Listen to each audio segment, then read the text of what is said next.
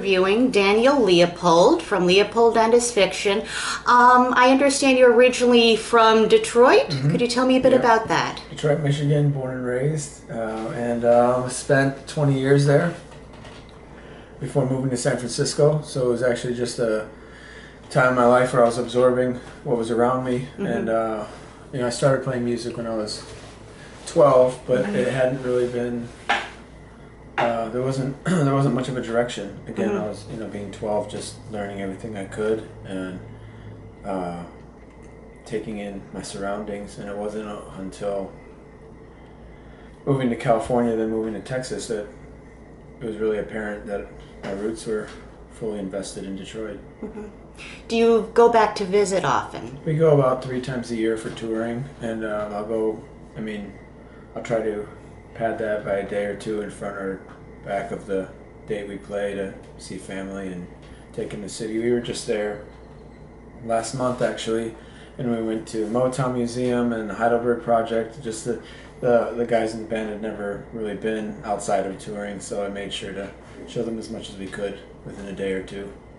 And it seems as though Detroit is definitely a misunderstood city. I know people who live there and they're very loyal to the city. Very much so. I mean, if you choose to stay there, everything around the sports teams, the jobs, everything is just in your blood, and it's very hard to get out of it. I mean, when I left, so 19, 20 is when that was the age that I left, and I couldn't get out of there fast enough. So, for me, it was more so the weather and I wouldn't say depression, but that was about 15 years ago, and economically the city was just going to, down the drain. There really wasn't much going on. So being 20, it was either stay and try to, build a foundation there, or get out. And for me, I was able to get out. But looking back and even going back, it's apparent that it's just tried and true. Everyone is very, very in it for the long haul. They have, they'll have no intention of leaving, and they almost look at me like I was crazy for leaving. But everyone has their agenda, and that was mine, and they have theirs, and it's cool. But I'm very, very happy to be from there. And it shows in my work ethic and in the band's work ethic. It's been contagious, because we do about 200, 250 dates, and that's backbreaking for most, but everyone in the band is really glad to, and I wouldn't have that if I wasn't from Detroit. So. What brought you to Austin, though? My daughter was born here 5 years ago, so I came down about 5 years and 3 months ago, and her mother's from here, so I was living in San Francisco at the time, and it made more sense to raise a child in Texas, where a lot more space, definitely easier financially to raise a child, and we're in the center of the United States. We took all this into consideration as we were making our choice of where to live, and it made more sense touring to go West Coast, East Coast, right in the center. So, it was an easy decision. And then, of course, 5 years ago, it was this was the place to be. It still is. It's still an amazing place and growing rapidly. But at the time, it was just the epicenter of where everyone was moving. It was good timing in retrospect. And tell me a bit about, give me some background on your band. Sure. This will be my 12th year with Leopold and His Fiction, and started in San Francisco in 2004, started writing for it, and then 2005 we started playing shows, and then 2006 we started touring as much as we could, and it's grown substantially. Started with, who knows, 40 shows a year up to, as I was saying, 250 shows a year. We took a year off last year, but before that it was 2 years of 250, and then we have 4 albums out now. We just put our last one out January 27th, Darwin Destroyer, and we've been touring on that relentlessly. But the lineup that we have now is they're really the best group of guys. They came on as my friends as opposed to just,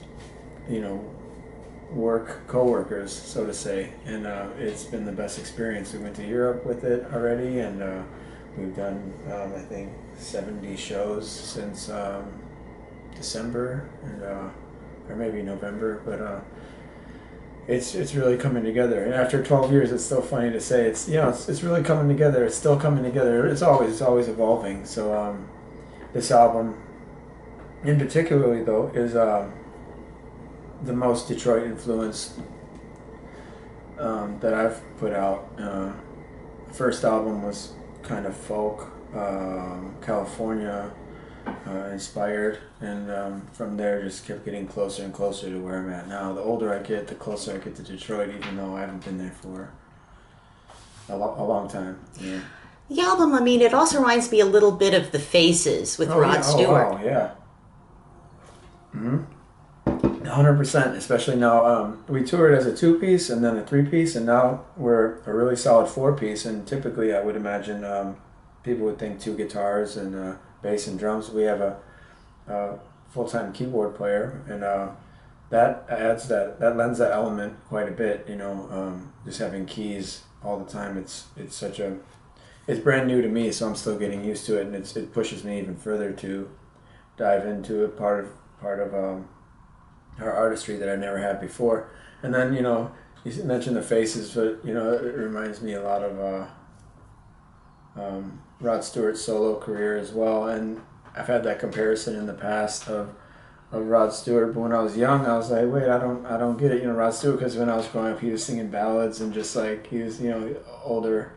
So it took me a while to dig into The Faces, but once I was exposed to it, it's definitely a huge inspiration. So I'm glad that's translating. What other, artists really inspired you? Elvis. I absolutely loved Elvis growing up, and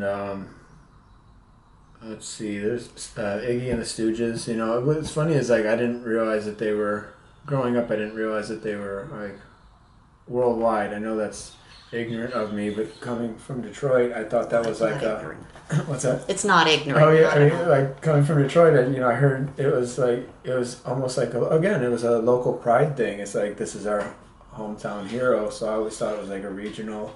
And then when I got a little older and moved out, I realized that everyone's inspired, or not everyone, but the world is inspired by Iggy and the Stooges, and his relationship with David Bowie, spread. I mean, there's not a corner of the earth that doesn't know David Bowie, and then to have protege as Iggy Pop, just world fame. So it was kind of like a lineage of learning that way, going from Iggy Pop to David Bowie to Tin Machine, and then they have Texas ties as well, with Hunt Sales and the whole rhythm section. So it's strangely a full circle of learning now that I'm living here, because Hunt Sales is here. He's just roaming around doing his thing, playing drums, and you can see him every now and again. It's just mind-blowing, and it's really interesting. Touring with the constant touring, how do you maintain that stamina with the rigorous schedule? Yeah, we're getting used to it. There's a ramp-up period, because this was we just did 42 shows in 50 days, and we haven't done that in a while. And the first week we were supercharged, ready to go. This is the best day of my life. Every day, great shows, everything. And then about 3 weeks in, it started dipping. But now that we have about the 40 some dates this year so far. I mean, we've been home for 3 days now, and we're all. Last night we got home from a South by show, and you'd think everyone would just go home and want to sleep after all those, the 2 months of touring. But we were all here playing Beatles songs and singing and having a good time. So after a while, it just kind of gets it's family. And once you get to that level of comfort with each other, it's you can do anything. It's really, you just get in a routine. So I think sometimes that's the biggest hurdle, is compatibility, because I've definitely had in my own band band members who they didn't necessarily work. Well, they definitely didn't work as well as this lineup does. So it makes it a little harder, And there's good days and bad days, but for the most part, we're extremely focused. No one is I guess to put it the nicest way, everyone's extremely healthy in comparison to other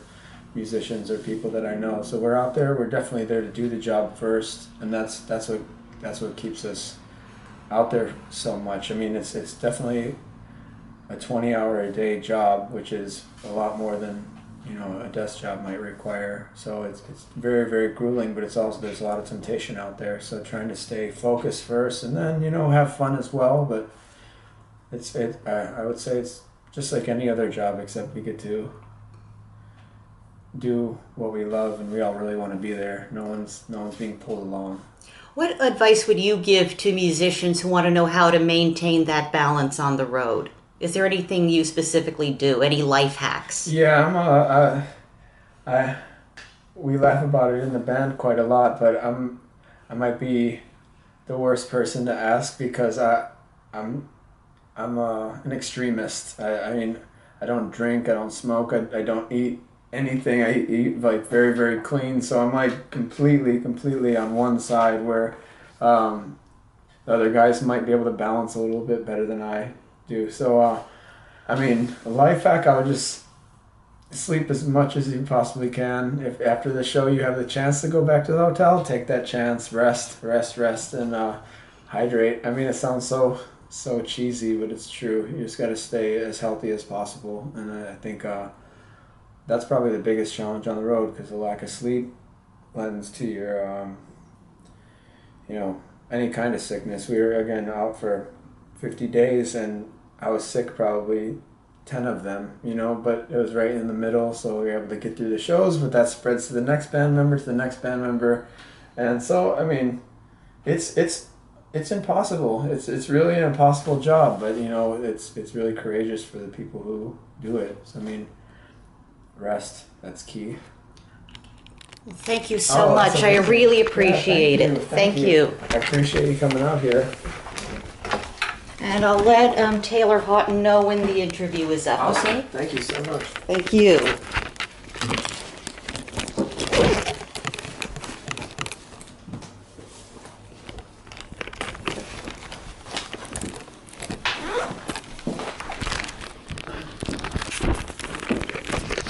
Oh my gosh, it couldn't be a better day. It is great. It's very, very nice. I'm glad we made the